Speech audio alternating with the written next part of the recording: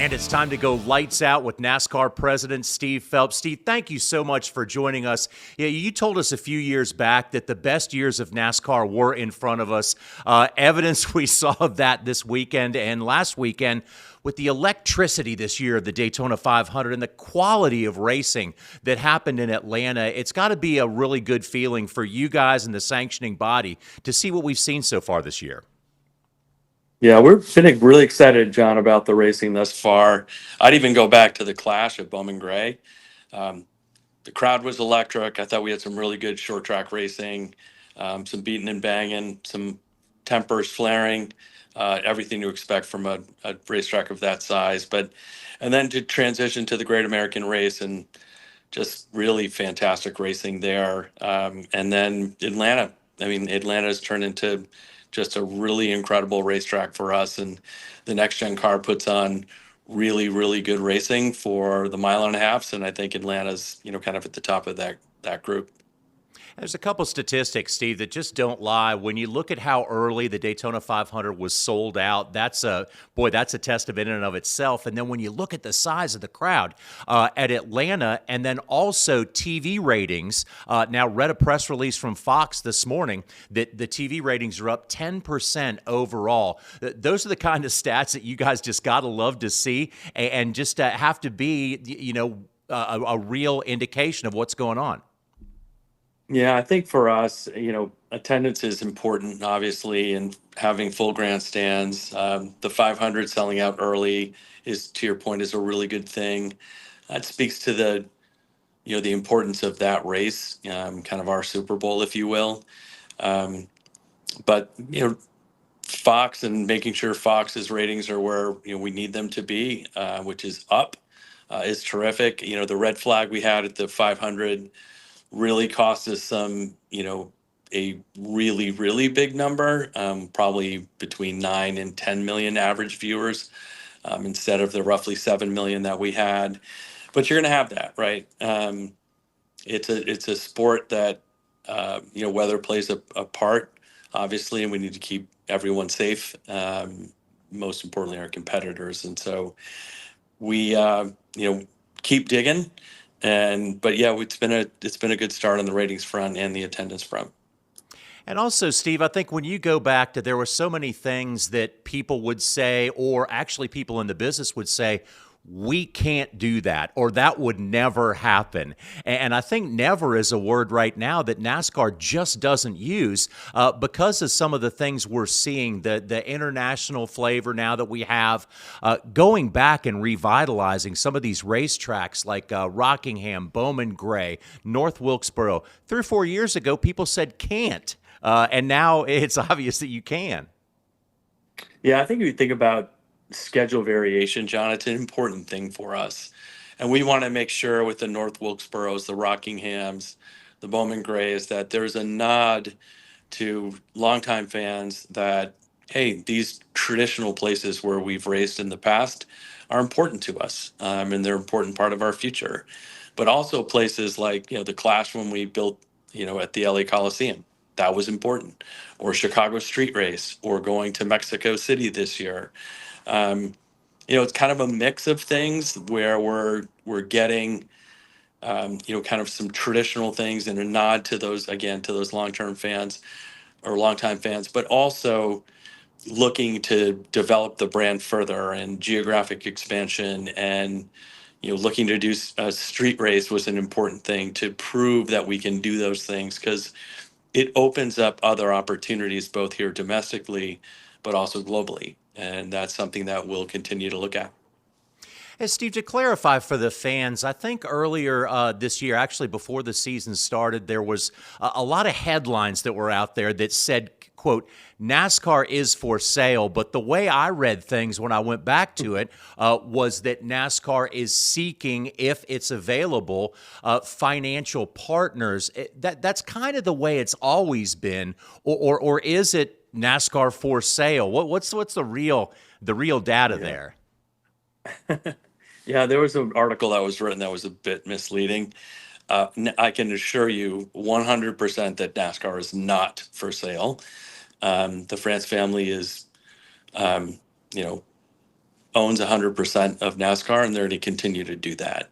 Um, what we were trying to get to your point, is, hey, what are those investment opportunities that exist for us to partner? And that's really what it is. And much of that, we are looking potentially on the international front. Um, and that was kind of the point that was being made, which is, I think, international, it's incredibly fertile ground for us. And I'm not talking really about taking cup races outside of our borders. Like, we're doing that in Mexico. There's some other places that we're looking at as well, but it's broader than that and much bigger than that. And I think our style of racing, which is the best in the world, in my opinion, um, will play well in whatever countries decide to go to. And whether that's grassroots racing in those countries like we have in Canada and in Mexico and in Europe and now in Brazil, and look for expansion in those places that really help with driver development, like a Daniel Suarez coming out of Mexico, or fan development, right? If you look at the, how we're doing in attendance at events in Canada, Mexico, Europe, Brazil, we're doing really well. And so it's achieving the objectives that we want. I do think there are other opportunities for us to grow. And that's really what we're exploring in the partnerships that we could look at. So, Steve, before there was social media, before there were podcasts, there was always some group of drivers or owners after a Daytona or a Talladega race that would come out and say, man, we got to do something about super speedway, or back in the day, plate racing. These things become wreck fest, but I don't see it. And I think a lot of things, when you look at it, what's great for the fans is not necessarily great for the drivers. When you guys, as a sanctioning body, look at the super speedway racing that we're seeing right now, how do you balance between what fans are absolutely loving and what some drivers come out and say is not what we really should be doing? Well, I think, we all work for the fans, right? Whether you're a driver, you're a team, you work at NASCAR, it's all about the fans and serving the fans. And we need to be smart about what it is we're doing there. I was struck by something that Chase Elliott said about Atlanta, right, his home track, and he said, "Hey, initially I didn't love the racing here, but all these fans kept coming up to me and saying, 'Oh my God, I love Atlanta now. This is fantastic.'" And so he said, "I've changed my mind. Um, it's important that we're serving the fans." And so I love Atlanta, and that's what he was saying. And I think that's a very interesting take on it. And listen, I understand that Talladega, Daytona, and Atlanta, to a slightly lesser extent, they're difficult tracks. And it's not as much in the driver's hands as it's going to be at Coda this weekend, right? Or Phoenix the following weekend. But I think that we need to make sure that we are continuing to iterate on, what the fans want. We need to, we're very, um, it was very important for us to make sure safety was being addressed. And I think the new car, the next gen car, really helped us from a safety perspective at these super speedways. Um, and but safety is always going to be the first thing that we need to take care of. But we also need to make sure it's entertaining for the fans. The fans love Daytona, they love Talladega, and now they love Atlanta. So we have 32 other tracks on the circuit. Um, but for these six, I think it's going to continue to be, they're going to continue to be fan favorites, and we need to serve those fans. Yeah, one of those things, Steve, about that whole thing is we see these drivers time and time again get out of these race cars okay, and that's such a again, such a credit to the people that build the cars, and such a credit, I think, to the sanctioning body for making it as safe as it is. So much talk over the last couple years, really, in months, about other OEMs, other manufacturers coming in. I think that's something that a lot of people are talking about. Where does NASCAR stand in terms of different manufacturers either re-entering or entering for the first time? Yeah, I with nothing to announce today, John. Are we having discussions with several manufacturers, auto manufacturers? The answer is yes. There are a couple that are a little further along than others. Um, Whether those come to fruition and they join us in the future, I don't know. Um, but the discussions are very active. I will say that, and there've been lots of articles written as of late. Kind of talking about who those OEs are. I'm not going to get into that at this particular point. I do think our existing three OEs are very encouraged and want additional OEMs to come into this sport. That to me is important. Um, what that looks like when they come, it's still up in the air. I hope we can get the fourth OE across the finish line soon, and maybe a fifth soon after that. But again, we still have a lot of work to do, and we're digging hard on it. Steve, I think you guys, as a sanctioning body, have such a much tougher job than other professional sports in terms of keeping drivers, fans, owners happy. And I think you guys, you and me have talked about this before. You guys do a wonderful job, and I'll say it here and I'll say it again in front of anybody that I really believe of any professional sport that NASCAR has the best leadership. And I just want to thank you for that as a fan, as somebody that works in the industry, and also just for somebody that appreciates the hard work that you guys do. Really want to thank you for coming on today, and thank you for the job you guys do. Well, thank you, John. It's always a pleasure to talk to you, and I appreciate the very kind words.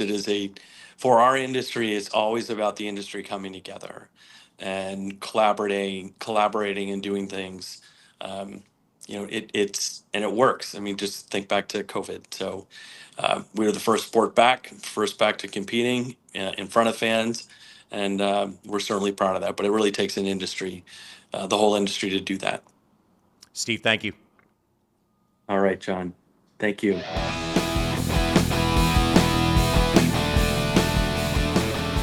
It is time to go lights out with driver Spencer Boyd.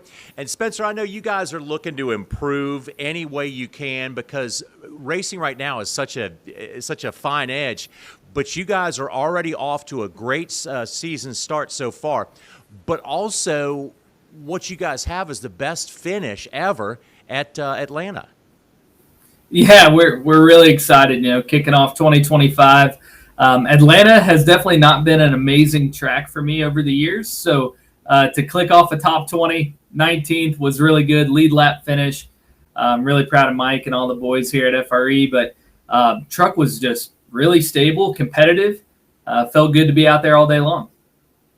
And also, Spencer, one of the things we talked about when we were on the grid talking, that you guys, once you unloaded this truck, in comparison to last year, we know that barometer for all of us in racing is that stopwatch, that your times that you guys unloaded with good speed and had that confidence of the speed before you even started the race, which we never know what's going to go on within a race. But the fact is that you guys have picked up speed from this time last year. Yeah, with Atlanta, no practice, right? You're always a little nervous, right? Qualifying, am I going to have too much wheel input? Am I not going to turn the wheel enough, and get tight and come off the bottom? So you really don't know what you're going to have.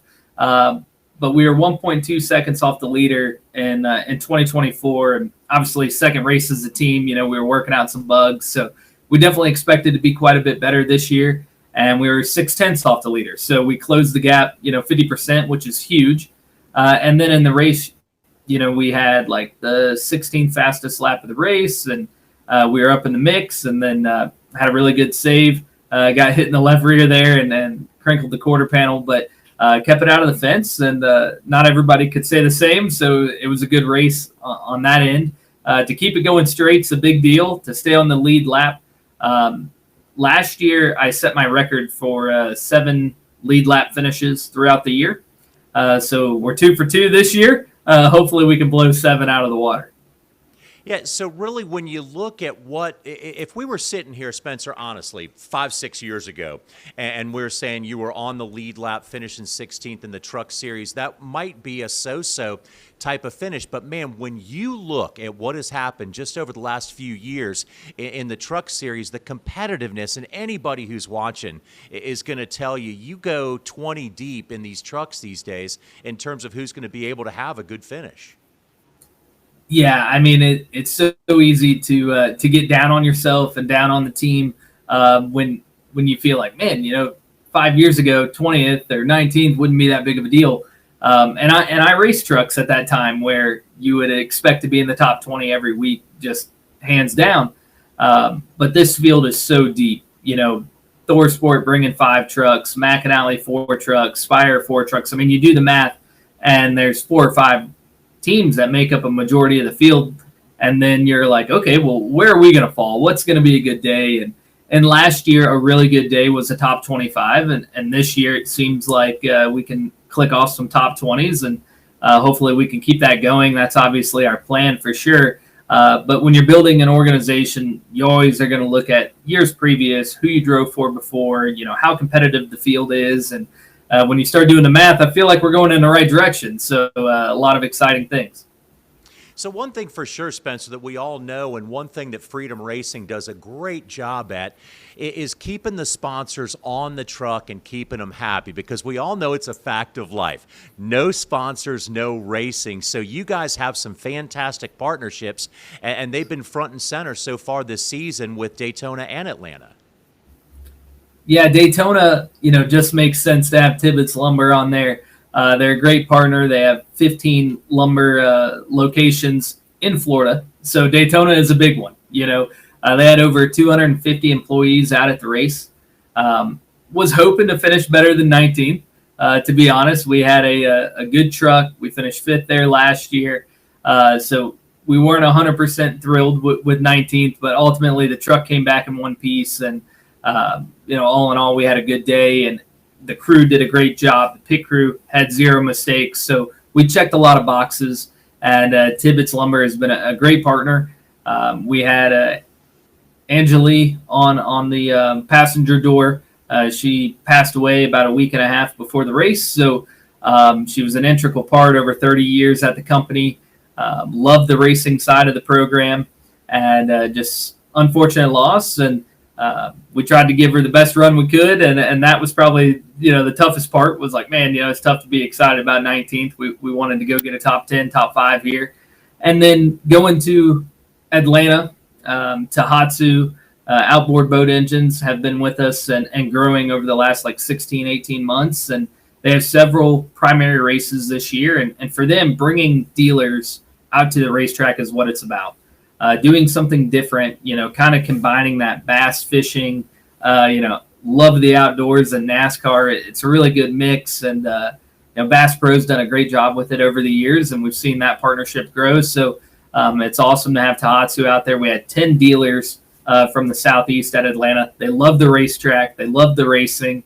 I feel like Atlanta's made some really good improvements over the last couple of years, and it was a pleasure to have them out to the racetrack and put on a solid show. So how much does it help you, Spencer, when you guys are able to go to sponsors these days? What we've seen so far this season, and this is just a plain fact, that NASCAR racing on TV is up about 10% in viewership. We saw the butts in the seats at Atlanta and Daytona. That there seems to be a great groundswell right now of viewership and people coming to these races. Just a really good buzz around NASCAR's 3 Top Series. There truly is. In the sport of NASCAR, you're always going to have this battle between, NASCAR as an industry, the tracks, the owners, the fans. So you always have that going on. People want one thing and it's another. But right now, it seems like everybody is satisfied. Everyone's happy. Ticket prices are good. There's a lot of butts in the seats. There's a lot of people watching it on TV. I see a lot of social media growth on my end. So I'm recognizing new names that pop up that are commenting every week. And I'm like, okay, that's fantastic.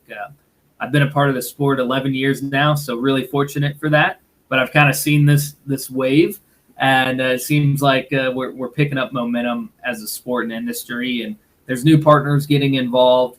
There's people seeing, look at, Pitbull. Was in NASCAR and helped grow Trackhouse, and obviously he's moved out of it, but he left a mark, and I think the sport in general is just going to the next level. It's really exciting to be a part of it, especially on the ownership side. And I think, Spencer, it's a pretty big misconception sometimes. I think people talk about, maybe the pitcher in baseball or the preacher. They say, hey, you guys only work one day a year. Well, I'm sorry, one day a week. But I think when it comes to a race car driver, that's about as far from the truth as it actually can be. Somebody in your position, you got to work on your driver skills. You got to work on simulation. You got to work with sponsors, and you also got to work on helping your race team day to day. I think you got a little bit more than a full-time job, don't you?